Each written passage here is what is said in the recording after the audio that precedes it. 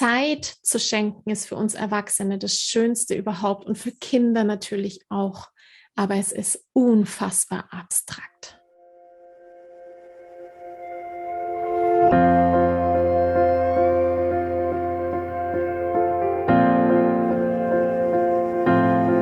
Hallo und herzlich willkommen bei Loslassen und gemeinsam wachsen, deinem Podcast rund um bewusste und bedingungslose Elternschaft.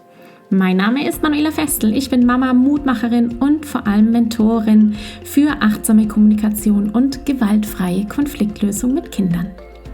Und genau darum geht es auch hier in diesem Podcast. Ich zeige dir, wie du deinen Weg in eine bewusste, authentische und bedingungslose Elternschaft findest und Konflikte schließlich mit deinem Kind achtsam, respektvoll und gewaltfrei lösen kannst. Ganz ohne Schimpfen und Bestrafen.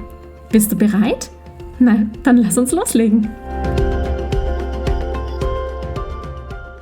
Hi, schön, dass du heute wieder mit dabei bist, hier in Loslassen und gemeinsam wachsen.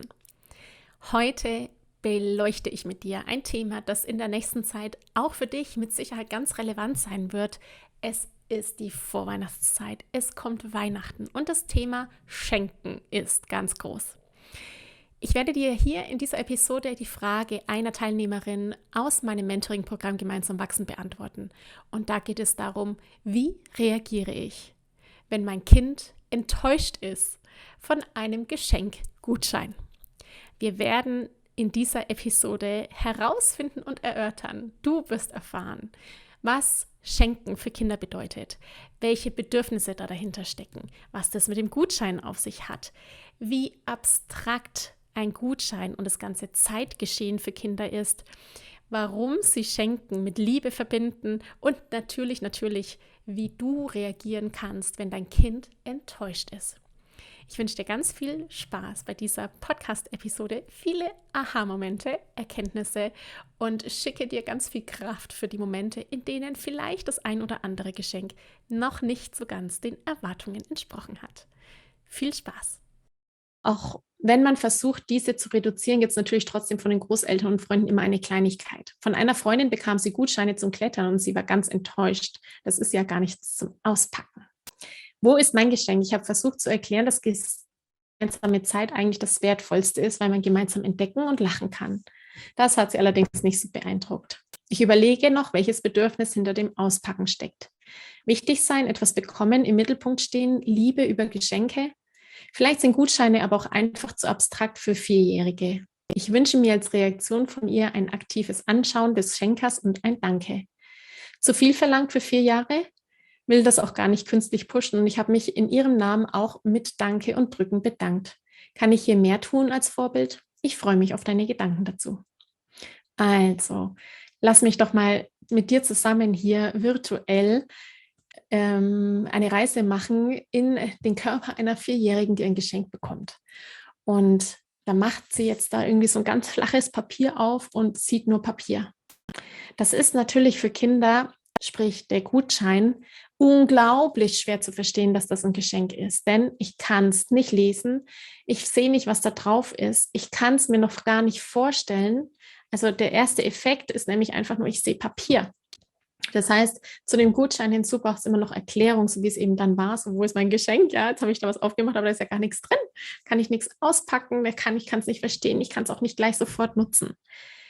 Zeit zu schenken ist für uns Erwachsene das Schönste überhaupt und für Kinder natürlich auch. Aber es ist unfassbar abstrakt. Denn Kinder leben immer im Jetzt. Die sind im Jetzt präsent und im Jetzt möchte sie ein Geschenk haben und mit einem Geschenk spielen und hat noch gar keine Vorstellung davon, was es bedeutet, in der Zukunft gemeinsam Zeit zu verbringen. Ja, dass überhaupt Zeit begrenzt ist für Kinder ja überhaupt nicht verständlich. Dass wir da pushen mit der Zeit und dass wir sagen, jetzt beeil dich, weil sonst ist die Zeit vorbei.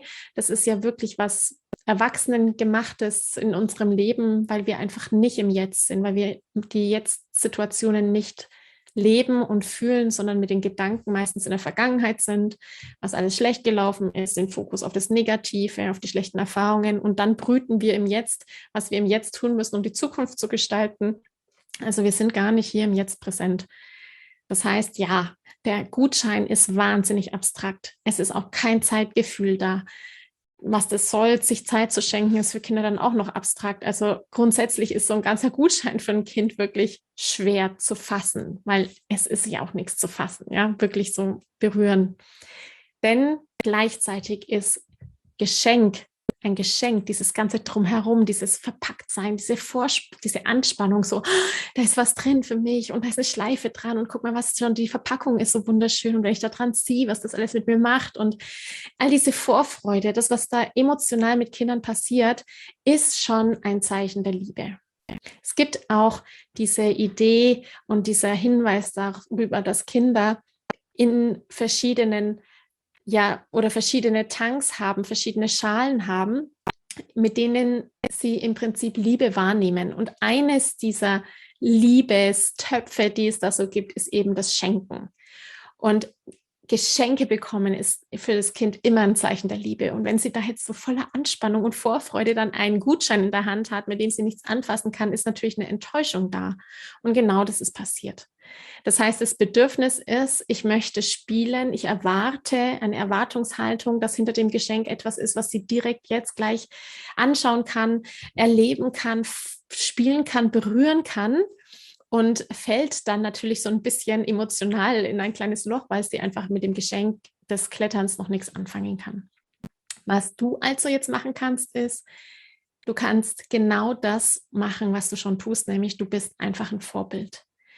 Deine Erwartung, dass sie aktiv anschaut, denkt und bedankt, ist zu viel verlangt für eine Vierjährige. Vor allem, wenn sie es nicht versteht. Sie müsste sich ja jetzt für was bedanken, was sie gar nicht weiß, was das eigentlich soll. Und zudem noch hinzu kann sie sich noch gar nicht in diesen Prozess des Schenkens hineindenken. Also was macht es mit dem anderen, wenn ich mich bedanke? Das ist so wirklich das klassische Problem von mangelnder Empathiefähigkeit, wenn wir von Kindern Bitte und Danke fordern und die aber noch gar nicht wissen, was das mit dem anderen macht und warum sie das eigentlich machen sollen. Auch da gilt, einfach vormachen. Hingehen, bedanken, voll schön, ich freue mich riesig, das wird eine tolle Zeit. Und dann, wenn der Tag gekommen ist, des Kletterns daran erinnern, dass es das Geschenk war und das dann einfach nochmal feiern miteinander. Also Katharina, du bleibst Vorbild, du zeigst ihr, wie du es dir wünschst und wie du es dir vorstellst, denn so lernt sie wirklich effektiv, wie es geht, also wie es in ihrer Familie ihr vorgelebt wird. So ist es das, was ihre Realität ausmacht und wie sie eben erkennt, wie das miteinander gestaltet wird. Ich wünsche dir viel Freude beim nächsten Schenken und euch allen einen wunderschönen Tag. Ich danke dir von ganzem Herzen, dass du dir heute Zeit genommen hast, diese Podcast-Folge anzuhören. Wenn du noch mehr Impulse, Ideen oder Inspirationen auf deinem ganz persönlichen Weg zur bewussten und bedingungslosen Elternschaft suchst, dann abonniere unbedingt meinen Newsletter oder du folgst mir auf Instagram, Facebook oder Telegram. Eine Frage, die ich außerdem immer wieder bekomme, ist: Manuela, was kann ich machen, konkret, damit mein Kind selbstständig und unabhängig wird? Hier lade ich dich herzlich ein, auf meiner Seite sprachzeichen.de/mit-kindern-sprechen vorbeizuschauen, denn hier findest du meine Vorträge, meine Masterclasses zu unterschiedlichen spezifischen Einzelthemen. Eine davon ist, ich kann das, wie dein Kind selbstständig und unabhängig wird. In diesem Vortrag geht es vor allem um die 4 Kernbausteine, die Eltern ihren Kindern mitgeben können, damit diese frei werden, sich eigenständig und unabhängig entfalten können, nämlich emotionale Sicherheit, Freiheit, Vertrauen und Authentizität.